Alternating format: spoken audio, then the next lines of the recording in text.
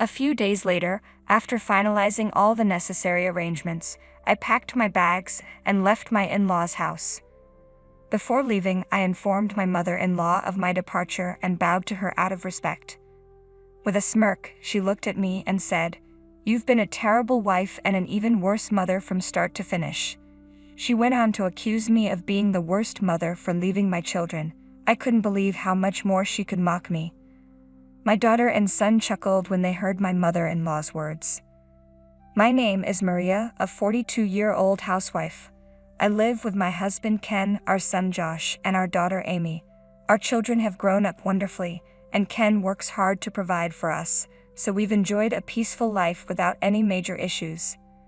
But recently, things have taken a turn. My father-in-law passed away due to illness, and my mother-in-law moved in with us. Ken, being her only son, felt guilty about leaving her alone and decided to bring her into our home without discussing it with us first. I had always known my husband was a bit of a mama's boy, but I never expected him to make the decision for her to move in with us on his own. He informed us that he had already sold his parents' house. "Do you expect me to abandon my mother when she has nowhere else to go?" he said with an air of finality that left me with no choice but to agree. From that moment on, it was honestly a nightmare. My mother-in-law had never liked me, and now she seized every chance to criticize me. "Maria, what kind of seasoning is this?" she'd snap. "Oh, I'm sorry.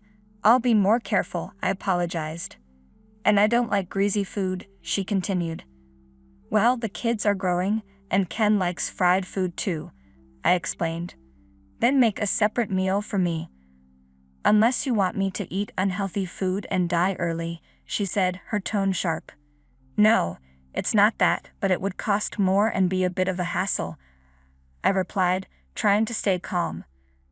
"That's where your skills should come in.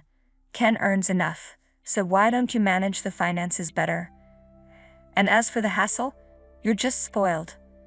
When I was your age, I took care of everything myself, no matter how hard it was. It's such a pity that my grandchildren have to grow up in a house run by such a lazy mother.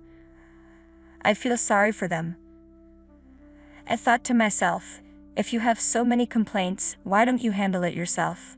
But I kept quiet because I knew that even a hint of disagreement would earn me my husband's wrath. When I first moved in with my mother-in-law, her constant nagging pushed me to snap. "If you have so many opinions, why don't you just take over?" She reported this to my husband, and he was furious.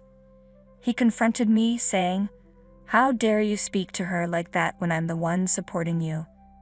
I considered divorce, but as a housewife, I knew I couldn't manage the children alone. They are my greatest treasures, and I couldn't bear the thought of losing them, so I chose to endure the relentless criticism in silence. Instead of merely enduring the situation, I began quietly preparing for a divorce.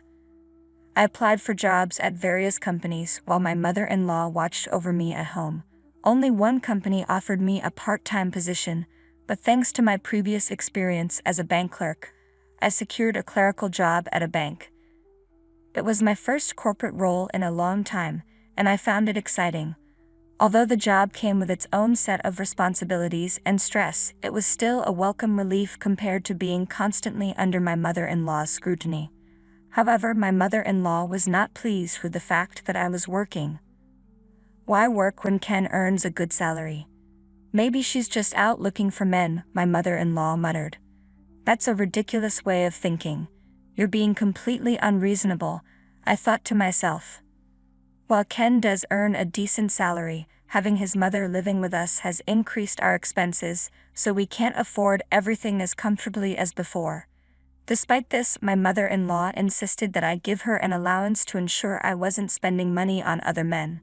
When I refused, explaining it wasn't feasible, she reported it to my husband. That night, when Ken came home from work, he was furious. He shouted at me, just as he had done before. "Are you having an affair?" he demanded. "Huh? I'm not," I protested. "That's what my mother said. She claims you're using your part-time salary to support other men." "I'm not doing that." "Why do you believe your mother's lies? Be quiet. If you're innocent, then give her an allowance to prove it." Oh no. At that moment, my mother-in-law walked in with a smug expression. $500 a month, she declared. That much, I gasped. That's what my mother says, so just give it to her, Ken insisted. In the end, I was overwhelmed by their combined pressure. I had to hand over most of the money I earned from my part-time job to my mother-in-law as an allowance. As if that wasn't bad enough, my mother-in-law took it a step further and told the children, "Your mother is a terrible adulterer," with a smug grin. Even junior high school kids understand what that means, and it was deeply unfair to lie to them like that. I felt completely helpless and thought it was grossly unjust. It was tearing me apart. Then things took a turn for the worse. I discovered that my husband was having an affair. Despite his suspicions of my infidelity, he was the one being unfaithful. This was the breaking point for me. They say that when you hit your limit, you just explode. I couldn't stand another moment with these people, so I immediately went to get the divorce papers. "I don't want to stay in this house after you had an affair," I told my husband, confronting him with the divorce papers. He laughed and said, "I don't want an old woman like you in my house anyway." It was clear he intended to be with his mistress after the divorce. He agreed to pay alimony and divide the property without protest.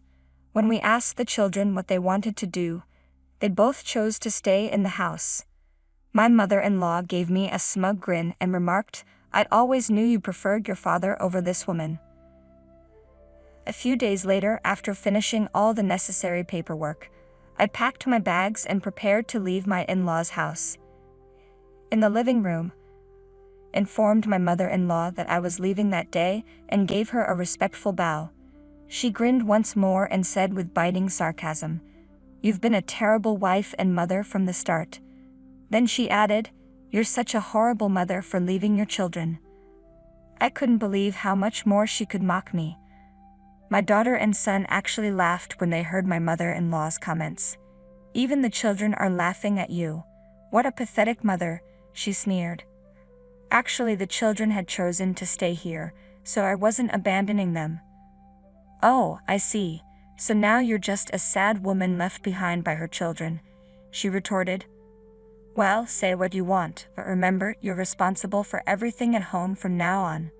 "Don't worry about that," I replied. "Unlike you, I can handle it all." "I see. Well then, I really must be going now," I said, and with that, I left my in-laws' house for good. I moved back to my parents' house and threw myself into work. I requested to switch to full-time and took the necessary tests to become a permanent employee. Fortunately, I succeeded in securing a full-time position. Now I can support the kids and have a sense of stability, while my mother-in-law must be feeling the strain. Sure enough, about 3 months after I left, my mother-in-law reached out. "Hey Maria, I need your help." "What's wrong?" I asked. "I have to take Josh to and from his soccer games, and help out at the summer training camp. On top of that, I have to prepare his lunchbox early each morning for practice and wash his dirty uniforms every day. Amy goes to cram school every day too, so I have to drive her back and forth. And I'm doing all the housework by myself. Ken says he's too tired from work to help out," she complained. "Well, if you're just going to complain, I'm hanging up now," I said. "Wait. I'm calling because I need your help, Maria. Sorry, but I'm already divorced. This isn't my concern anymore." "Please don't say that. No, I won't come back. But I understand that you're struggling to manage everything on your own. I can't leave my precious children in your care. I will be taking them with me." "But they want to stay here." "That's because they want you to understand how hard I've been working." "What do you mean?" "When I decided to get divorced, the first thing I did was talk to the children. They said they would follow me immediately." Amy, my daughter, asked, "So this means grandmother and the others are just pushing you out, right, Mom?" And Josh said, "I don't like that. We know how hard you work, Mom." So the kids decided to stay here for now to show their grandmother what I've been going through. I was overjoyed that my children were on my side. I resolved to earn enough to bring them home with me. Well then, Yes, everything is going according to plan. I'm now a full-time employee and I'll be taking the kids. Oh no. I hired a lawyer and requested that custody be transferred. Since the children wanted to live with me, the process was straightforward, and custody was granted without difficulty. When I reported the affair to my husband's company, his boss was stunned, and as a result, my husband was transferred to a department where his career prospects were severely limited. Because of this demotion, he can no longer afford the mortgage on their house. My mother-in-law has been forced to start working as well. She's furious with her son for putting her in this position. Now my ex-husband and ex-mother-in-law are blaming each other, and it looks like they might have to leave the house soon. Well, that's no longer my concern. In the meantime, I rented an apartment and moved in with my children. They're growing up wonderfully. My daughter handles the cooking, and my son helps with the laundry and cleaning. I'm determined to support them so they can pursue their dreams, so I'll keep working hard and earning. Thank you for watching. If you enjoyed the video, please subscribe to the channel. See you in the next one.